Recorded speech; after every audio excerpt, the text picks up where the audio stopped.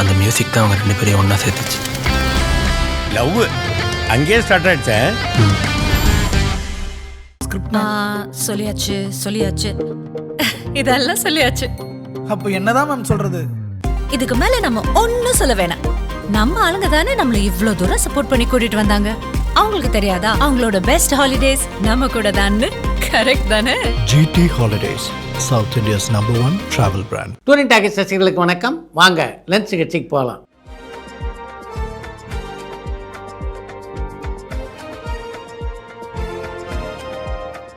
என்னப்பா முதல் கேள்வி? மைக்கேல் மதன காமராஜன், தில்லு முள்ளு, உள்ளத்தை அளித்தா போன்ற படங்கள்லாம் மீண்டும் வெளியாகி இந்த இரத்த கூலியல் படங்கள்ல இருந்து நம்மளை காப்பாத்தினா கொஞ்சம் நல்லா இருக்குமேனு பிரதாப் ஜெர்மனில இருந்து கேட்டிருக்காரு. ஏறக்குறைய உங்களுடைய மனநிலையில் தான் இன்னைக்கு தமிழ்நாட்டு ரசிகர்கள் பலரும் இருக்காங்க அப்படின்னு நினைக்கிறேன். இந்த விஷயம் நம்முடைய நட்சத்திரங்களுக்கும் மெல்ல மெல்ல புரிய ஆரம்பித்து விட்டது. அதன் காரணமாக தான் சூப்பர் ஸ்டார் ரஜினிகாந்த், சிவகார்த்திகேயன் போன்றவர்கள் தங்களுடைய பாதையை மாற்றிக்கொள்ள தொடங்கி இருக்கிறார்கள். அவங்க படங்கள்லாம் கூட பார்த்தீங்கன்னா கொஞ்சம் வித்தியாசமான படங்களாக வெளிவர இருக்கிறது.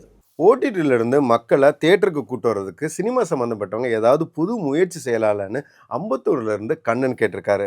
ஓடிடியிலிருந்து மக்களை திசை திருப்பி திரையரங்குக்கு வர செய்ய வேண்டும் என்றால் படங்கள் நல்லா இருக்கணும். இப்போ தாய்க்கிழவி திரைப்படத்தை எடுத்துங்க.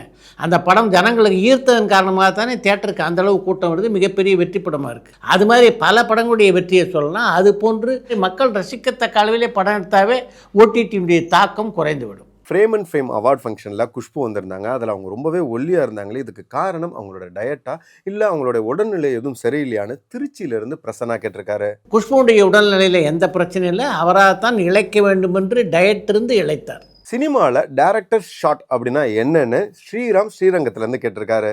திரைப்படங்களை காட்சிப்படுத்தும் போது ஒவ்வொரு டைரக்டருக்கு அப்படின்னு ஒவ்வொரு சிக்னேச்சர் ஷாட் இருக்கும். சில இயக்குநர்கள் க்ளோஸ்அப்லேயே படத்தினுடைய கதையை சொல்ல விரும்புவாங்க. ஒரு சில இயக்குநர்கள் லாங் ஷாட்டை ஃப்ரேம் பண்ணும்போதே கொஞ்சம் வித்தியாசமாக ரஷ்யன் ஆங்கிள் எல்லாம் அதை படமாக்குவாங்க. இப்படி ஒவ்வொரு இயக்குநருக்கும் சிக்னேச்சர் ஷாட்னு உண்டு.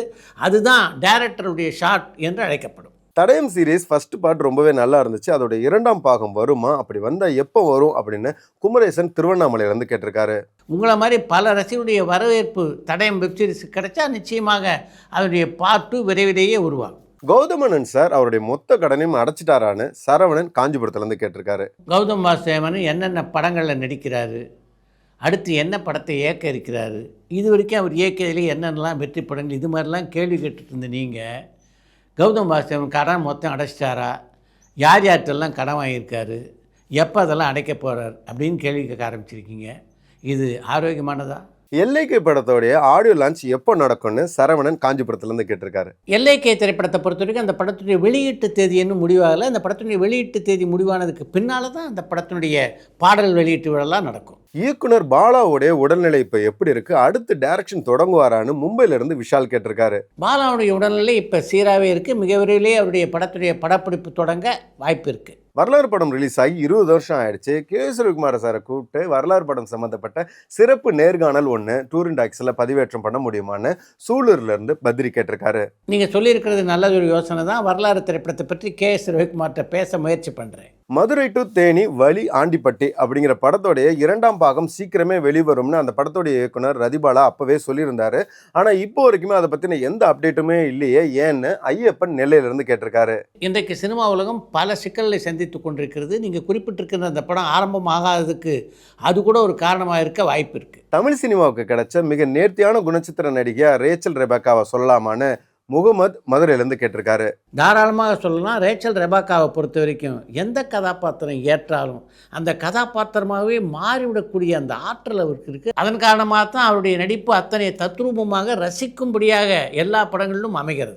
1950 வெளியான மாயா பசார் படம் நேரடி தமிழ் படமான குவைத்திலிருந்து சாமுவேல் கேட்டிருக்காரு. 1957ஆம் ஆண்டில் வெளியான மாயாபஜார் திரைப்படம் தமிழ் தெலுங்கு ஆகிய 2 மொழிகளிலும் ஒரே நேரத்தில் தயாரான திரைப்படம். தமிழில் ஜெமினேஷ் நடித்த கதாபாத்திரத்தில் தெலுங்குல நாகேஸ்வரராவ் நடித்திருந்தார். தாய்க்கிழவி படம் பார்த்துட்டிங்களா, அந்த படம் எப்படி இருக்குன்னு ஜெகதீஷ் சென்னையிலேருந்து கேட்டிருக்காரு. தாய்க்கிழவி படத்தை பார்த்துட்டு கடந்த ஞாயிற்றுக்கிழமை வெளியான சினிமா நிகழ்ச்சியில் அந்த படத்தை பற்றி அந்தளவு பேசியிருக்கேன். நீங்கள் எப்படி அதை பார்க்காம விட்டீங்க அப்படின்னு எனக்கு தெரியல. மிகச்சிறப்பாக அந்த படத்தை சிவகுமார் முருகேசன் இயக்கியிருக்கிறார். கமல்ஹாசன் அந்த இயக்குனர் பற்றி என்னவெல்லாம் சொன்னார் அப்படின்றத பற்றி நம்முடைய நிகழ்ச்சியில் நான் பேசியிருந்தேன். அத்தனை புகழரைக்கும் அவர் பொருத்தமானவர் என்பதை அந்த படத்தில் நிரூபிச்சிருந்தார்.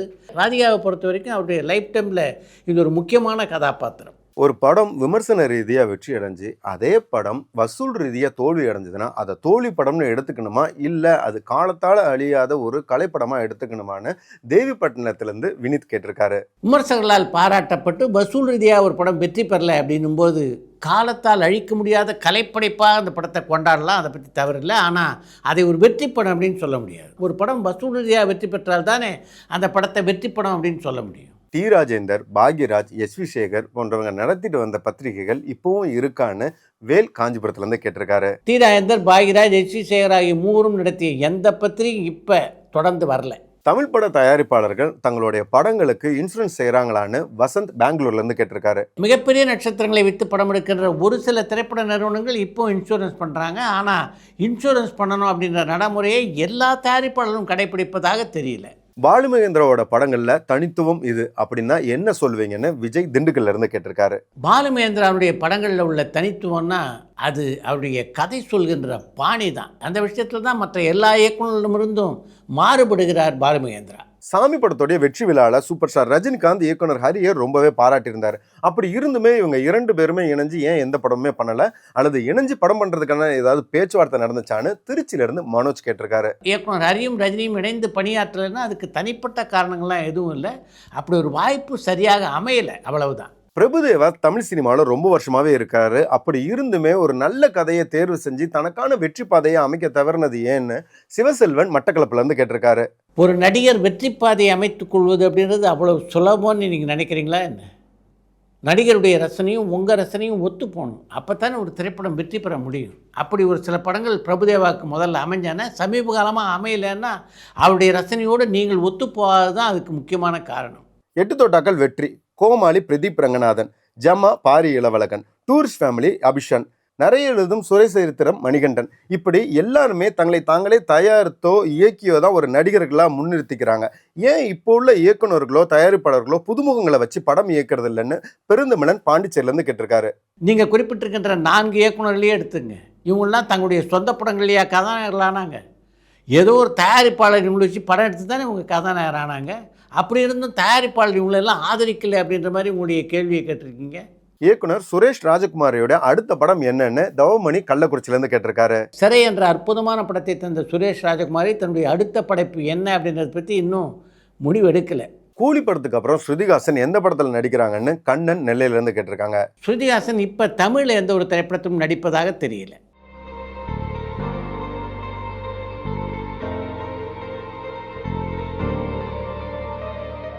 இயக்குனர் எலிசா டங்கன் தமிழ் சினிமாக்குள்ளே எப்படி வந்தார், அவருக்கு தமிழ் தெரியுமா, மொத்தம் அவர் எத்தனை படங்கள் எடுத்தார் அண்ட் அதில் எத்தனை படங்கள் வெற்றி பெற்றுச்சுன்னு பட்டுராஜா செல்வராஜ் யூஎஸ்ஏலேருந்து கேட்டிருக்காரு. Eliza Duncan university of South கலிஃபோர்னியாவில் ஒளிப்பதிவை பற்றி படித்தவர். அங்கே இவர் படித்த போது இவருடன் படித்த இன்னொரு மாணவர் தான் மானக்லால் தாண்டன்.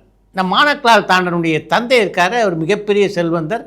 தன்னுடைய மகனுக்காக மிகப்பெரிய ஸ்டூடியோ ஒன்றை மும்பையிலே கட்டினார். அவர் அந்த ஸ்டூடியோனுடைய திறப்புழாவுக்கு தன்னுடன் படித்த ஓமலே, எலிசா டங்கன் ஆகிய இருவரையும் அழைத்தார் மானக்லால் தாண்டன்.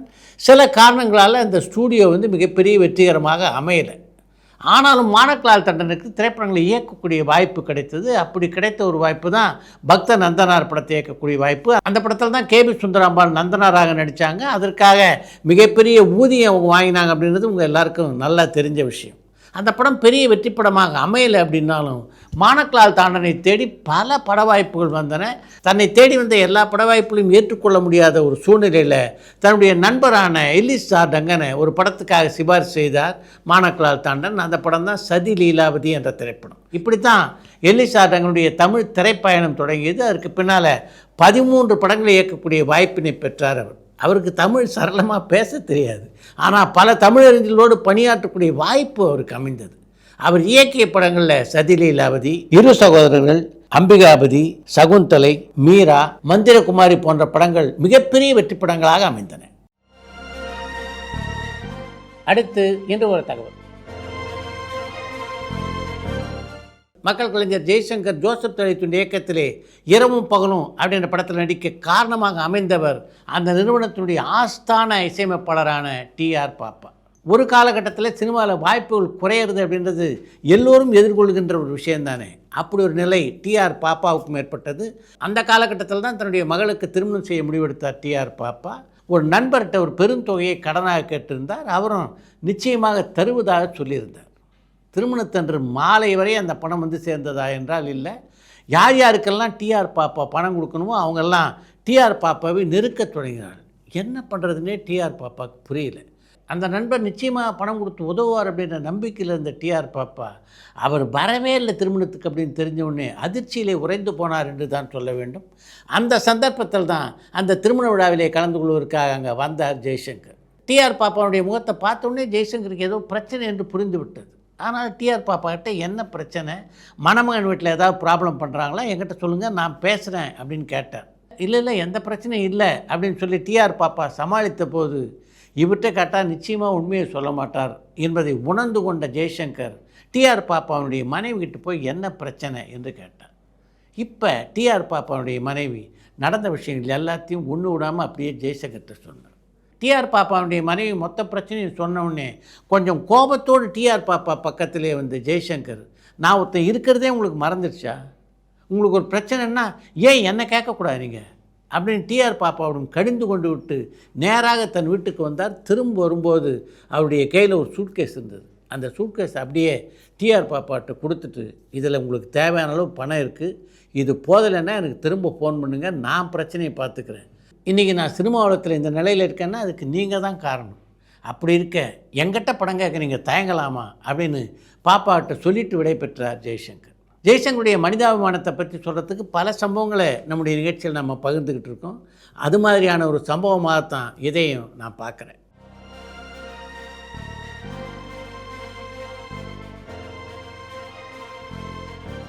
இத்துடன் இந்த லென்ஸ் நிகழ்ச்சி நிறைய பெறுகிறது. மீண்டும் அடுத்த லென்ஸ் நிகழ்ச்சியிலே சந்திப்போம். டூரிங் டாக்கிஸ் சேனலை லைக் பண்ணுங்க, ஷேர் பண்ணுங்க, சப்ஸ்கிரைப் பண்ணுங்க.